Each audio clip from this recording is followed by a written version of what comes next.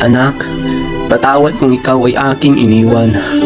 Patawad kung ang paglaki mo ay hindi ko nasusubaybayan. Patawad kung wala ako sa mahahalagang okasyon ng iyong buhay. At patawad kung walang nag-aaruga sa iyo na isang nanay. Anak, hindi madali na ikaw ay aking iwanan. Ngunit kailangan ko itong gawin upang mabigyan kita ng magandang kinabukasan.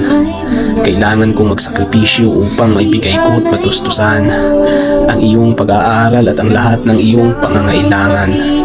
Anak, walang araw na hindi kita naiisip. Pinapangarap kong mayakap ka kahit man lang sa aking panaginip. Sa araw-araw ay parang binibiyak sa lungkot ang aking puso. Dahil ako'y nandirito sa lugar na ang distansya ay sobrang layo. Anak, alam mo ba na may mga araw na hindi ko maiwasan ang labis na nakonsensya dahil ikaw ay aking iniwanan.